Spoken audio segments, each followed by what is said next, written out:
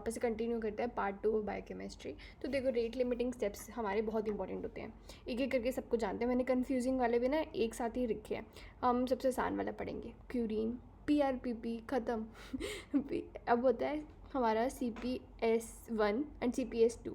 CPS1 हमारा urea के अंदर आएगा एंड पायरिमिडीन के अंदर आता है CPS2, ये इसको याद रखना है। एंड TCA के अंदर आइसोसिट्रेट डिहाइड्रोजिनेज जो हमारा होता है वो होता है रेट लिमिटिंग। HMP के अंदर G6PD के बारे में आगे भी और पढ़ेंगे। एंड अच्छा ये एक्स लिंक रिसेसिव होता है वैसे। अब देखो ग्लाइकोलाइसिस का होगा PFK। अब ग्लूकोनियोजेनेसिस का होगा फ्रक्टोज 1,6 बिस्फोस्फेट, जो बड़ा नाम वो बड़ा। ग्लाइकोजिनोलाइसिस का होता है ग्लाइकोजन फॉस्फोराइलेज, जो बहुत फेमस है, B6 उसको बनाता है, ये याद रखना है। एंड अभी विटामिन भी पढ़ेंगे। फैटी एसिड सिंथेसिस, ये बहुत कंफ्यूजिंग है। देखो fatty acid synthesis related to हमारा एसिटाइल कोए कार्बोक्सिलेज, ठीक है। अब आगे आते हैं हमारे कोलेस्ट्रॉल का सिंथेस एंड कीटोन बॉडीज़ का, तो दोनों में HMG कोए आएगा, ठीक है। कीटोन बॉडी सिंथेसिस जो है उसमें हमारा सिंथेज ही आएगा, जबकि जो हमारा HMG कोए रिडक्टेज है ना उसके अंदर कोलेस्ट्रॉल होता है। तो देखो ऐसे मान लो कीटोन बॉडीज़ तो सबके अंदर नहीं बनती हैं, लेकिन कोलेस्ट्रॉल बहुत लोगों के अंदर बनता है, हाई होता है, तो हम बोलते हैं रिड्यूस करो। कोलेस्ट्रॉल का रिडक्टेज हो गया, सिंथेज हो गया, फैटी एसिड का एसिटाइल कोए बेसिक सा स्टेप। एंड ग्लाइकोलाइसिस PFK याद रहेगा, इसका नाम बड़ा है तो नाम ये भी बड़ा आ जाएगा, 1,6 बिस्फोस्फेट। ग्लाइकोजिनोलाइसिस का ग्लाइकोजन फॉस्फोराइलेज है, B6 होता है।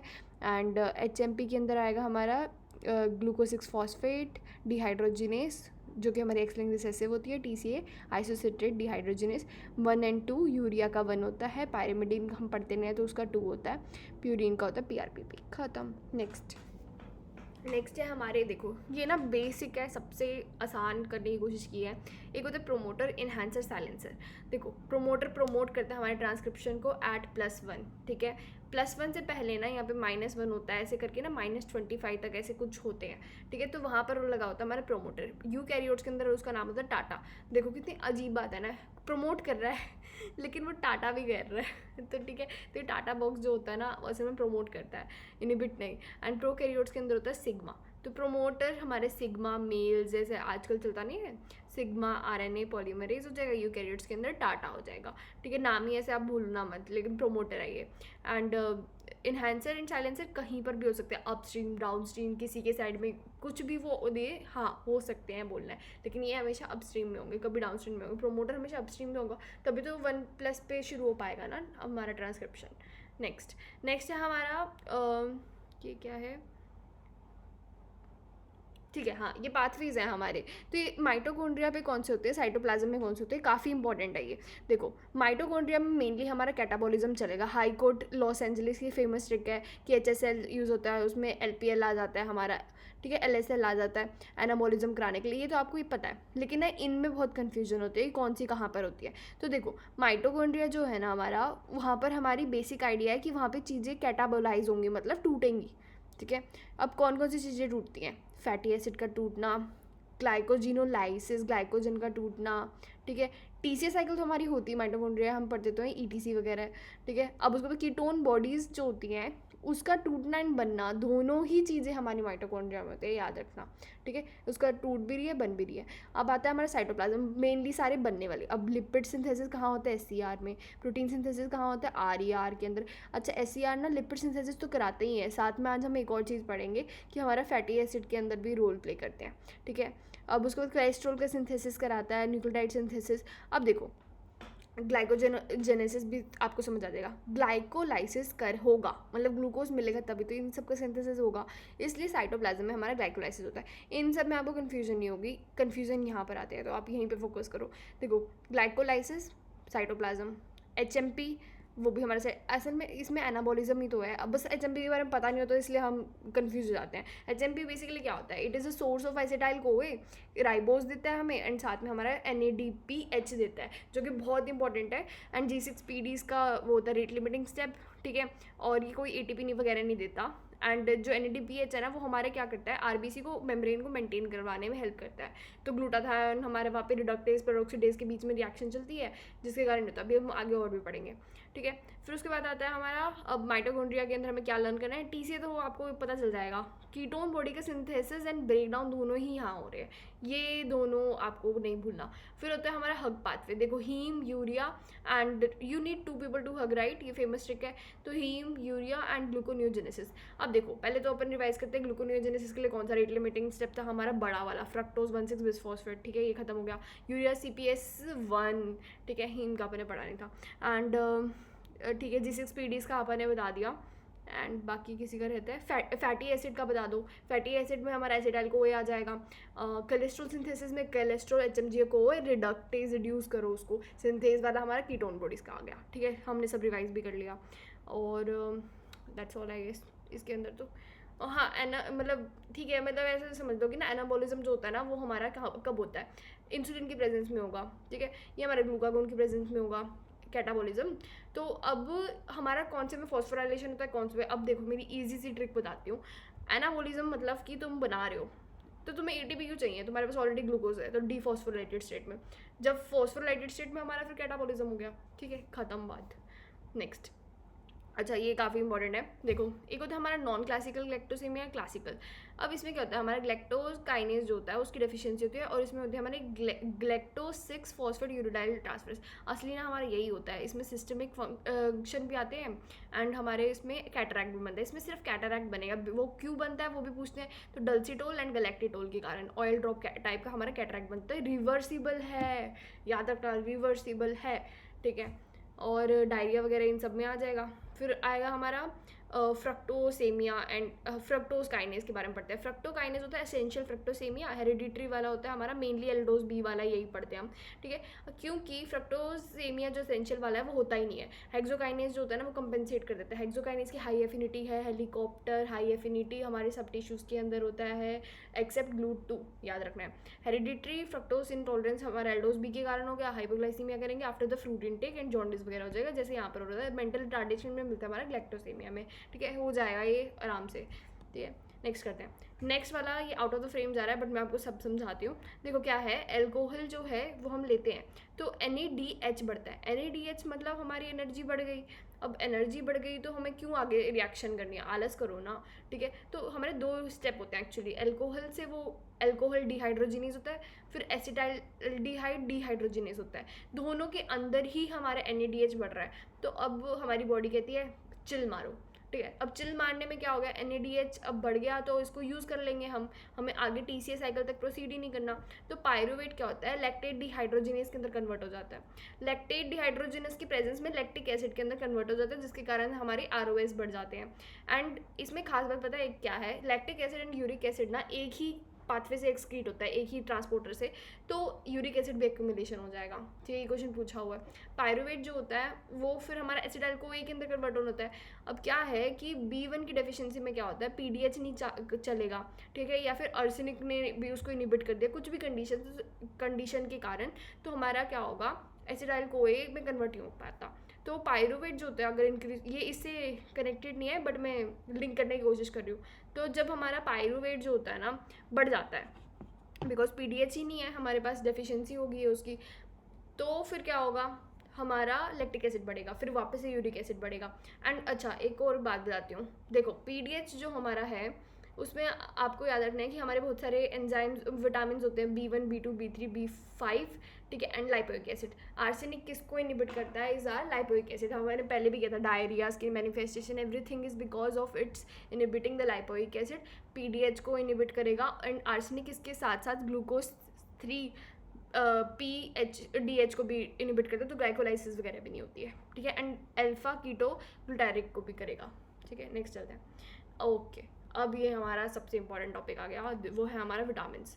तो इसको फ्रेम में लाते हैं, देखो विटामिन B1 के अंदर क्या हो रहा है, विटामिन B1 को हम थायमिन बोलते हैं, TPP होता है, ऑक्सीडेटिव डीकार्बोक्सिलेशन कराता है ये, ठीक है, डीकार्बोक्सिलेशन नहीं, ऑक्सीडेटिव डीकार्बोक्सिलेशन। तो B एप्ट इसकी ट्रिक होती है ब्रांच चेन एसिड जो कि VIL होते हैं, एंड अगर ब्रांच चेन एसिड हमारे कम होते हैं, मतलब थायमिन अगर कम होगा तो क्या होगा हमारे पास, वो होते हैं हमारे बर्न शुगर स्मेल, ठीक है। फिर उसके बाद अल्फा कीटो ग्लूटारेट ए हो गया, पी फॉर पीडीएच हो गया, टी फॉर हमारा ट्रांसक्यूटोलेज जो कि हमारा ऑल्सो एंजाइम होता है इसको मेजर करने का। एंड फिर बेरी बेरी डिसीज करता है, वेट होता है एचओसीएम, ड्राई में न्यूरोपैथी, क्योरकॉफ या फिर वर्निकी हो जाएगा। ब्रांस्टेन गया तो फिर हमारा बर्न शुगर हो गया, ठीक है, ये हमारा खत्म हो गया। B2 के अंदर क्या होता है, एफ एंड FMN बोलते हैं हम इसको। कॉम्प्लेक्स हमारा कौन सा था, ये कॉम्प्लेक्स 2 था ये, ठीक है। फिर उसके बाद हमारा राइबोफ्लेविन भी बोलेंगे इसको। Glutathione reductase is the measurement and neurovascularization कराएगा। 2 आँखें होती हैं और हमारे मतलब एक टंग होती है, आई नो साथ में चिलाइटिस भी कराता है ये, ठीक है, मैजेंटा टंग होगा, ठीक है। फिर उसके बाद आता है हमारा B3 में नियासिन NAD कॉम्प्लेक्स नंबर 1। अब देखो इसको इंडोल रिंग कैसे लर्न करें, इसको पकड़ लो, NI को उल्टा कर दो, इंडोल खत्म, ठीक है। डिहाइड्रोजिनेस कराता है ये क्या करा रहा था, ऑक्सीडेटिव डिकार्बोक्सिलेशन, ये डिहाइड्रोजिनेसिस कराता है। एंड ट्रिप्टोफैन इसको बनाता है, 60 ट्रिप्टोफैन मिलके 1 मिलीग्राम बना पाता है इसको। एंड हार्ट नर्व डिसीज़ के अंदर ना अमाइनो एसिड का वो नहीं हो पाता एब्जॉर्प्शन, उसके कारण डेफिशिएंसी हो जाती है। एंड INH एंड मेज के अंदर ल्यूसिन होता है, वो इसको एब्जॉर्ब नहीं होने देता ट्रिप्टोफैन वगैरह को, तो ये हो जाता है पेलेग्रा। इसमें हमारे डायरिया, डिमेंशिया, डर्मेटाइटिस ये सब आएंगे, डेथ भी हो सकती है। फ्लशिंग अगर ये इंक्रीज़ हो गया, ठीक है, क्योंकि क्या हुआ था, नियासिन HDL को एक्चुअली इंक्रीज़ करता है, बट उसके साथ साथ ये क्या क्या करता है ये देखना, इसलिए हमने उसको अब देना ही छोड़ दिया HDL को इंक्रीज़ करने के लिए। फ्लशिंग यूरिक एसिड को बढ़ाता है, मैक्युलर एडीमा भी करता है, लीवर फेलियर। तो is it worth it, obviously it is not, तो हमने इसको बंद ही कर दिया अब देना। अब B5 के अंदर क्या होता है, कोए एंजाइम जो होता है उसका कोई रोल नहीं होता यूरिया साइकिल के अंदर, ये याद रखना, बिकॉज बाकी सब साइकिल में हमें कोए एंजाइम चाहिए। TCA के अंदर देख लो, सक्सिनाइल कोए कितनी बार हम बोलते हैं, एंड हर एक साइकिल में बाकी सब में चाहिए होता है। एसिटाइल कोए देख लो, फैटी एसिड का तो सब कुछ ही उससे लिंक है। बर्निंग फुट करेगा, एड्रीनल इंसफिशिएंसी करेगा, याद रखना है। B6 जो होता है उसको हम बोलते हैं PLP, transaminase decarboxylation, oxidative नहीं, ऑक्सीडेटिव डी कार्बोक्सिलेशन B1 में करा रहा था, लेकिन transaminase decarboxylation, ALA synthase heme मतलब, एंड ग्लाइकोजन फॉस्फोराइलेस, ये सारा का सारा हमारा कराएगा कौन सा, B6। हमने इसमें पढ़ा भी था ग्लाइकोजन फॉस्फोराइलेस क्या कराता है हमारा, ग्लाइकोजिनोलाइसिस, ठीक है। ज़ैंथोन्यूरिक एसिड 6X, ठीक है, तो 6 में X आता है ना, इसलिए ज़ैंथोन्यूरिक एसिड आ गया। फिर हीम सिंथेसिस कराएगा, तो जो सिड्रोब्लास्टिक एनीमिया कर सकते हैं, क्योंकि ये एलासिंथेस को इनिबिट कर देगा, जो फर्स्ट स्टेप होता है। हाइपोग्लाइसीमिया कर सकता है, ये कन्वर्जन वाला बेबी हो सकता है, अगर बच्चे को कन्वर्जन है ना, प्लीज़ ट्राई पायरोक्सिन, ऐसा बोलते हैं। पेलेग्रा लाइक कर सकता है, पेलेग्रा नहीं करेगा। एंड होमोसिस्टिन यूरिया कर सकता है, ठीक है, ये सारे हमारे इंपॉर्टेंट हो गया। फिर उसके बाद आएगा B7 आएगा हमारा बायोटिन, ठीक है। बायोटिन हम किस में देते हैं, हेयर फॉल, एलोपेशिया वगैरह, इसकी डेफिशिएंसी के कारण होता है। तो कार्बोक्सिलेशन, देखो कन्फ्यूजन कहाँ होती है, कार्बोक्सिलेशन डी कार्बोक्सिलेशन, आपको याद रहेगा B6 में बहुत कुछ है, तो यू कैन तुक्का, लेकिन इन दोनों में तुक्का नहीं लगता। तो मैंने कैसे लर्न किया है, B6 एंड B7, नंबर किसका बड़ा है, 7, ठीक है। तो 7 के पास ज़्यादा है तो वो दे सकता है, लेकिन 6 के पास कम है अगर कंपेयर करें तो 6 ना उल्टा क्या करेगा, ले जाएगा, डी कार्बोक्सिलेज कर देगा, कहेगा मेरे पास तो पहले ही कमी है, तुम मुझे ही दे दो, तुम मेरे से क्या मांग रहे हो, ठीक है, ऐसे ये कार्बोक्सिलेशन वाला दे देगा। तो अब ये कौन कौन सी रिएक्शन करता है, ये क्वेश्चन पूछते हैं। फैटी एसिड सिंथेसिस, ठीक है, जहाँ पर भी तुम्हें लगे ना कि एक गेनिंग हो रही है of carbon atom, that is the what carboxylation means. तो फैटी एसिड का सिंथेसिस, एसिटाइल कोए का मेलोइन ऑयल के अंदर बनना, एंड ऑक्सीडेशन, ठीक है, फैटी एसिड का सिंथेसिस एंड ऑक्सीडेशन।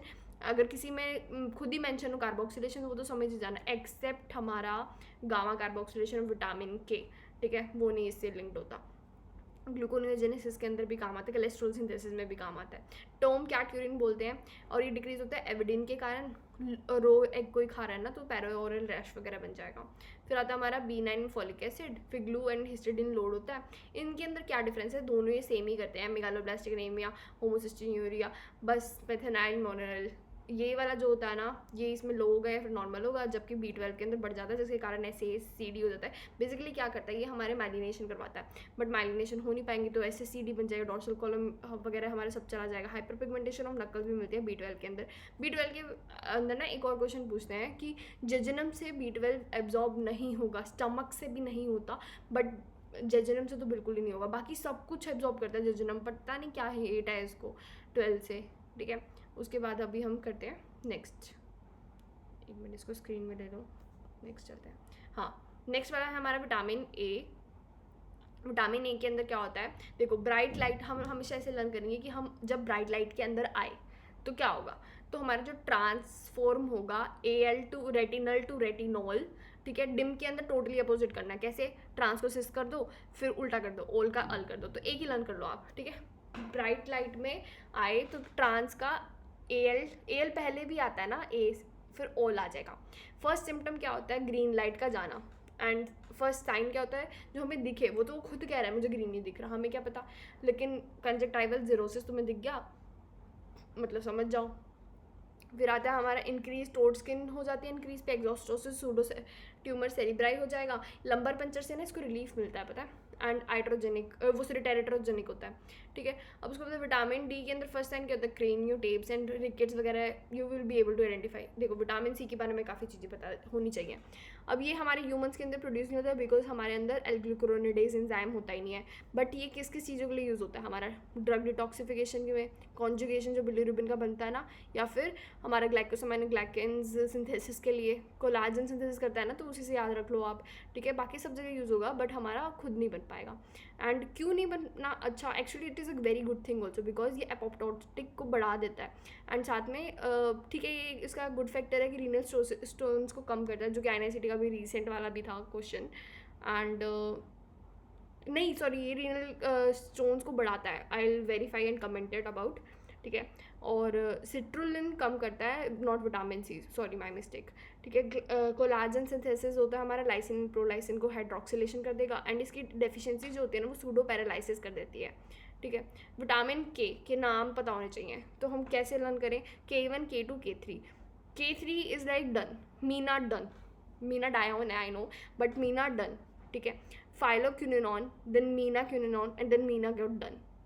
तो phylloquinone, menaquinone and then menadione, मीना साथ में आएगा। डिक्रीज ब्लीडिंग करता है, अगर ज़्यादा होगा तो हीमोलाइसिस भी करा देगा। एंड विटामिन ई जो होता है, अगर वो डिक्रीज होता है तो अटैक्सिया कराएगा, हेमोलाइटिक अनीमिया कराएगा। एंड इंक्रीज होगा तो नेक्रोटाइजिंग एंटेरोकोलाइटिस कराएगा, ठीक है। प्लेटलेट का एग्रीगेशन जो होता है ना, वो भी कम कर देता है अगर वो इंक्रीज़ होता है। तो ये सब छोटे छोटे हैं। बट इसमें एक है पोस्ट ट्रांसलेशन मॉडिफिकेशन किसके अंदर होती है? तो विटामिन सी एंड विटामिन के अंदर होती है। एंड गामा वाला पॉइंट मैंने बता दिया आपको, आई होप ये हो गया। चलो नेक्स्ट में है हमारा ओके फैटी एसिड, ये लास्ट वाला है। देखो क्या होता है, हमारे एक होते हैं ऑक्सीडेशन होती हैं फैटी एसिड्स के ना, तो beta oxidation is the normal one, जो कि हमारी माइटोकॉन्ड्रिया में होगी और उसमें उसको 680 भी देना है। बट कुछ डिफेक्ट आ गया, ठीक है। देखो very long chain fatty acid तो नॉर्मली भी यहाँ पर नहीं होगी, उसमें बीटा ही होगा। नॉर्मल क्या है हमारा? बीटा ऑक्सीडेशन है। अगर ओके चेन हुई तो हमारी ये हो जाएगी, वेरी लॉन्ग चेन हुई तो हमारी पेरोक्सोसोम में जाएगा वो, एंड फिर उसको फाइटैनिक एसिड में कन्वर्ट किया जाएगा, लेकिन ATP वगैरह नहीं मिलेगी। Very long chain is not very good at all, ठीक है। तो सनफ्लावर ऑयल जो होता है वो very long chain fatty acid का एग्जांपल होता है। तो ज़ेल्वेंगर सिंड्रोम में क्या होता है? इसके अंदर हमारी डेफिशिएंसी होती है पेरोक्सोसोम की। तो ये सब अगर आपने सनफ्लावर ऑयल लिया, ज़ेल्वेंगर सिंड्रोम है, पेक्स जीन में डेफिशिएंसी है, तो आपका क्या होगा? पेरोक्सोसोम ही नहीं होगा, फाइटैनिक एसिड वगैरह सब ये इंक्रीज़ हो जाएगा। सेरिब्रो हिपैटोरीनल सिंड्रोम बोलते हैं इसको, ठीक है। आपको बस ये याद रखना है very long chain fatty acid से रिलेटेड है हमारा ज़ेल्वेंगर, ठीक है ना। एंड पेरोक्सोसोम के एब्सेंट होता है। फिर होता है हमारा अल्फा। अब देखो बीटा ऑक्सीडेशन नहीं हो पाया माइटोकॉन्ड्रिया के अंदर, तो अब क्या किया, वो जाता है ओमेगा ऑक्सीडेशन के लिए, ठीक है। एंड ओमेगा ऑक्सीडेशन में क्या होता है, मीडियम चेन अगर हुई, जैसे कोकोनट ऑयल हुआ, ठीक है, तो उसकी हो जाएगी, लेकिन डाई कार्बोक्सिलिक एसिड जो है वो SCR के अंदर होता है एंड इंक्रीज हो जाएगा। तो आपको अगर हिस्ट्री में दिया है नॉन कीटोटिक हाइपोग्लाइसीमिया, कि हाइपोग्लाइसीमिया है लेकिन कीटोन बॉडीज़ नहीं है, कितना अजीब है ना। मतलब हाइपोग्लाइसीमिया सुन के हम क्या सोचेंगे? स्टारवेशन में क्या बनता है? कीटोन बॉडीज़, बट वो नहीं है, ठीक है। And dicarboxylic acid the characteristic की दे रखा है। देखो ER जो होता है ना हमारा एंडोप्लाज्मिक रेटिकुलम, वो क्या करता है, हमारा डाइकार्बोक्सिलिक एसिड को बढ़ाता है। पेरोक्सोसोम में अगर कुछ भी होगा, कोई भी रिएक्शन होगी, अल्फा होगी, बीटा वेरी लॉन्ग चेन की होगी, तो फाइटैनिक एसिड बढ़ेगा, ठीक है। तो ऐसे ही हमारा अल्फा के अंदर क्या होता है, फाइटैनिक एसिड बढ़ जाता है। एंड रेफसम दिया होगा, रेटिनाइटिस पिगमेंट से रेटिनाइटिस पिगमेंटोसा एंड इक्थायोसिस मेंशन होगा। तो कैरेक्टरिस्टिक बस वर्ड्स याद रख लो, ज़्यादा लॉजिक में भी जाने की जरूरत नहीं है। नॉर्मली माइटोकॉन्ड्रिया में होता है, अल्फा होगा पेरोक्सोसोम में, एंड बीटा वाला भी वेरी लॉन्ग चेन एसिड का नॉर्मली पेरोक्सोसोम में होता है, जो कि नॉर्मल है, फाइटैनिक एसिड बढ़ेगा। बट ज़ेल्वेंगर के अंदर ये एब्सेंट होता है, तो फिर ये हमारा इकट्ठा हो जाता है ब्रेन के अंदर, रीनल के अंदर, हेपाटिक के अंदर, पेक्स जीन की डेफिशिएंसी होती है। अल्फा रेफसम हो गया हमारा, तो पेरोक्सोसोम फाइटैनिक एसिड बढ़ जाएगा। ओमेगा मीडियम चेन हो गया, नॉन कीटोटिक हाइपोग्लाइसीमिया हो जाएगा, डाइकार्बोक्सिलिक एसिड बढ़ जाएगा, ठीक है, याद रखना है। ER के अंदर है। या तो अगर आपको फिर भी याद नहीं हो रहा तो P से P, ठीक है, एंड ई के बाद डी, डी ई होता है ना, ठीक है। फिर उसके बाद आता है MTTP, MTTP ABCA1 and LCAT। LCAT सबसे ईजी है। LCAT में क्या है, कैट मतलब बिल्ली, बिल्ली अगर पार्शियली गई तो फिश आई मिलेगा, ठीक है। अगर कंप्लीट गया तो नो रिंग बोल देंगे, उसके बारे में पूछते नहीं इतना, लेकिन फिश एंड कैट याद रखना है।